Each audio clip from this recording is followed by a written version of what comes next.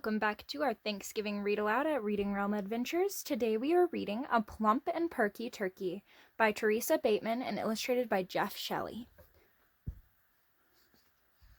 A Plump and Perky Turkey. Wow, look at all those turkeys. A Plump and Perky Turkey.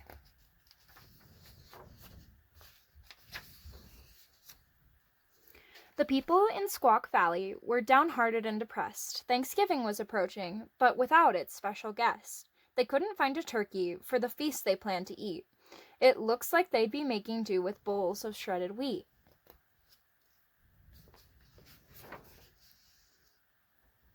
A plump and perky turkey's what we need, they all agreed, but finding turkeys nowadays is very hard indeed.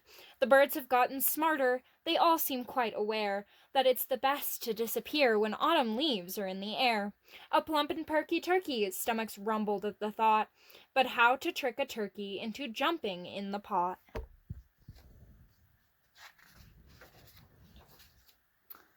Then Ebenezer Breezer had a thought pop in his head.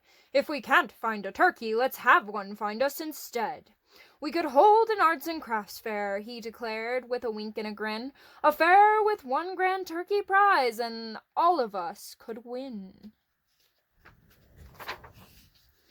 And since our goal is turkey, that's what the theme will take to heart. We'll fill our fair with fools and run tons of turkey art.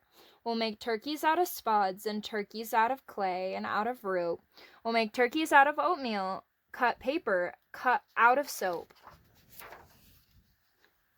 We'll hang a bunch of posters in the forest way down low to invite some turkey candidates to model for our show. Why, even turkeys understand, as everybody knows, you can't make turkey art without a turkey there to pose. The people in Squawk Valley held a poster jamboree. They plastered their creations onto every single tree. Motto wanted, a plump and perky turkey, Squawk Valley art show. Now it happens in Squawk Valley lived a turkey known as Pete. He was cocky, he was clever, and he really liked to eat. While he strutted through the forest, plump and perky through the pines, he was startled and intrigued by all those interesting signs. With a proud, jaunty gobble, he gave out a hearty cry. Oh, plump and perky turkey, I'm well, sure, I qualify. Pete applied for the position, and he strutted plump and proud.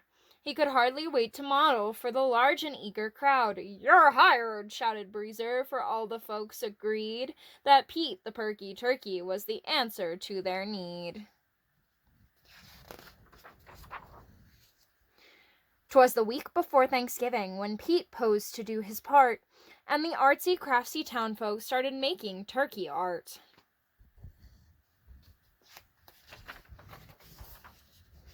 They made turkeys out of spuds and out of clay and out of rope.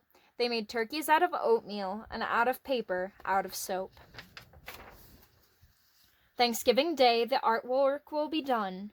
They asked the model down to judge their homemade turkeys and to pick the best in town. Now when judging's over, Breezer whispered with a smile, we'll tuck that modeled turkey in the oven for a while. Pete judged each piece of artwork as the hungry crowd all cheered. He stopped to take a closer look, and then he disappeared. There were turkeys made out of spuds. There were turkeys made out of rope. There were turkeys made out of paper. There were turkeys made out of soap. The room was full of turkeys in a wall-to-wall collage. For a clever bird like Pete, it was a perfect camouflage.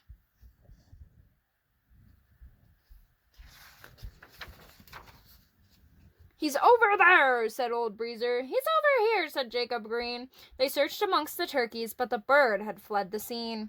A note in turkey scrawl they found half hidden in the lawn. Goodbye and good luck. I took my modeling fee. The oatmeal bird was gone. The people of Squawk Valley were left feeling rather blue.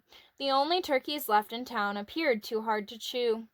"Oh well," said Breezer brightly, as they gathered round to eat. "Right now, at least, I'm thankful that we still have shredded wheat."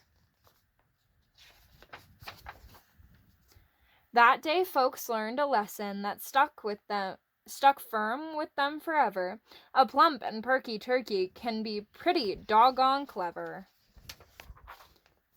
All right, there's Pete. Thank you for reading A Plump and Perky Turkey with me today. Join us again tomorrow for our next book.